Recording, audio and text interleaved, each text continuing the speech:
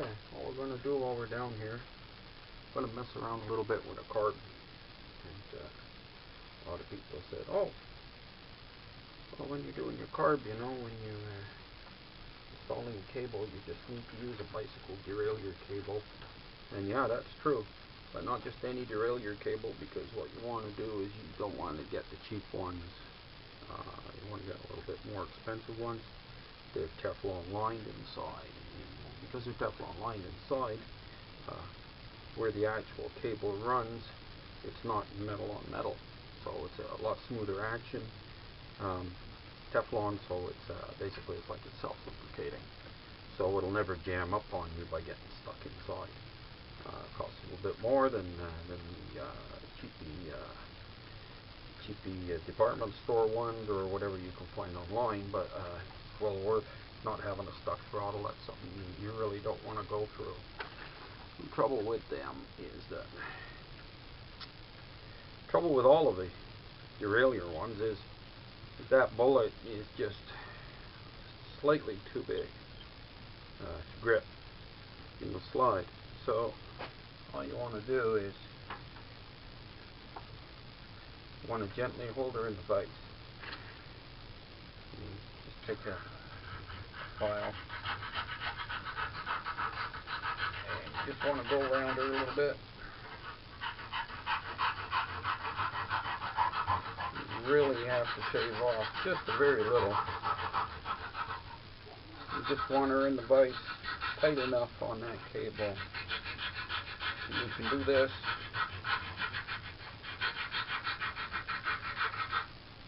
go around her.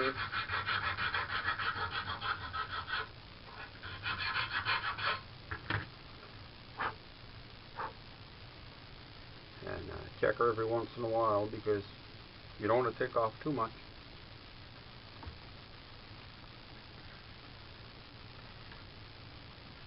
But the other side of the coin is too, is it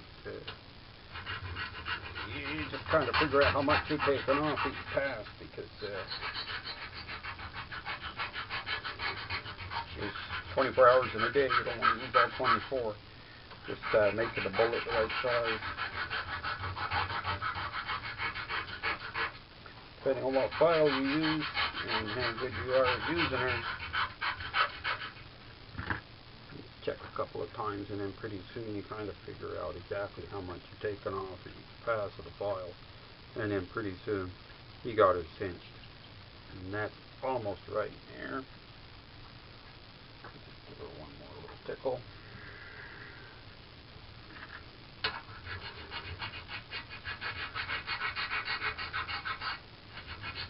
Because everyone likes one more little tickle. I hope.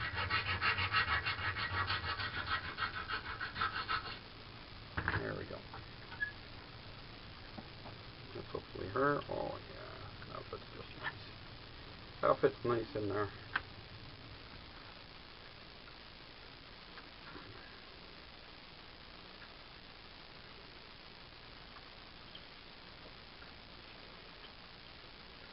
That makes this a very, very fast video, so I'm probably going to just extrapolate a little bit more on this whole subject of carburetors, because a lot of people seem to have trouble with their setups, and then they go running onto Moped Army, and there's a lot of good expertise in there, but you know, better off understanding what you're doing and to run for suggestions and have someone be very helpful. But then you still don't know what you're doing once they're not there to be helpful. So there we go. Oh, she's happy. Well,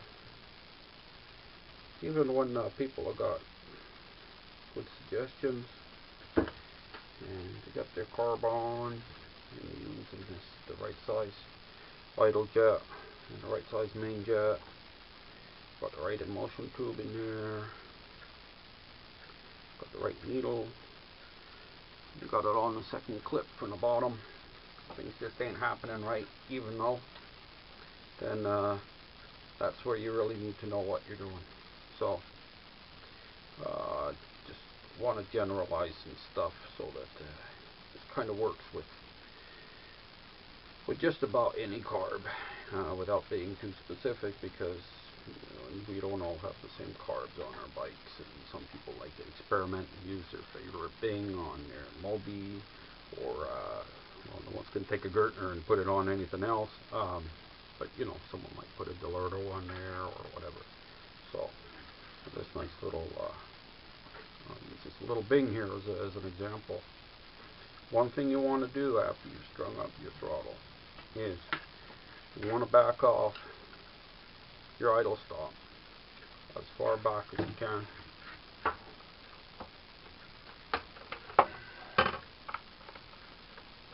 Hold on. Because you don't know where you are unless you know where zero is. So you back off the little screw that's holding that slide open until it slides all the way down. Then you attach that to your throttle, the cable to the throttle. The reason why you want it all the way down is you want to be able to get that adjustment. Then what you want to do is you want to rotate your throttle all the way around to wide open throttle, and then look down the barrel of the carb. And I don't know, I'm on the wrong side of the camera. I don't know if that's looking down the carb or not, but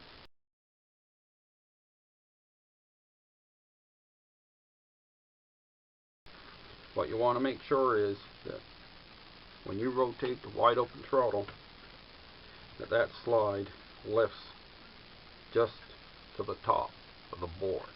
You don't want it to go up higher. If it goes up higher than the board, then what happens is you get the eddy current starting to build up underneath there, and it won't pick up from your main jet properly.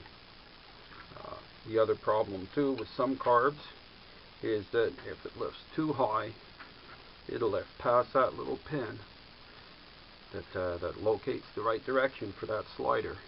If it reaches past that pin for the slider, it's going to get jammed at wide open throttle, and that's not a very beautiful place to be when you're riding and you're going all flat out, and all of a sudden you take your hand back on the throttle and you're not slowing down.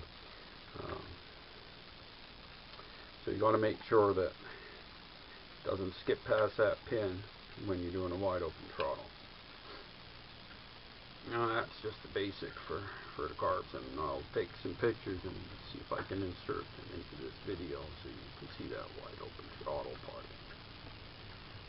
But that's where you want to index your carb just to begin with, is fully closed, wide open throttle, and make sure that your throttle can give you those two. And I'll make another video, I guess, about modifying the ones for the Mobis, so that you know where things are, and you know that you can reach that wide open throttle, because once you're above 15 millimeters with a lot of these throttles, you just run out of twist, so you have to modify them. But before we do that, what we're going to want to do here is we're just going to set up this sample throttle here, and I'll go through the basics of tuning. So what you want to do, this is just an old single action Mobi throttle, and what you want to do is you want to take a couple of pieces of tape. You want to put one on there on the housing. You want to put a second piece of tape on whatever grip you're using on that housing, on the twist part. Okay. And you take your Sharpie, and with your throttle rolled fully closed, you'll want to make a mark. I'll make a mark where you might be able to see it by the camera. You want to make a mark. You want to make a corresponding mark on the housing. Okay, and that's going to be 0, closed throttle. And you want to rotate her all the way around. And that's out of the view of the camera, but you get the idea. You want to rotate it. You want to make a mark. And that's your wide open throttle. Now, you measure that distance, and you find out where your 1/2 point is. And in between that, you want to split it again. So you got 3/4, and you got 1/4, and then in between that quarter is a 1/8, and that's a transition zone. So you don't really worry about 1/8, but you do want to worry about 1/4, 1/2, 3/4, and wide open throttle. Now, when you're adjusting your carburetor, unless you got a single jet like an SHA or a Shaw, when you got multiple jets and multiple circuit carburetor, there's transition zones in between the components, but it's most important to know which component is doing what.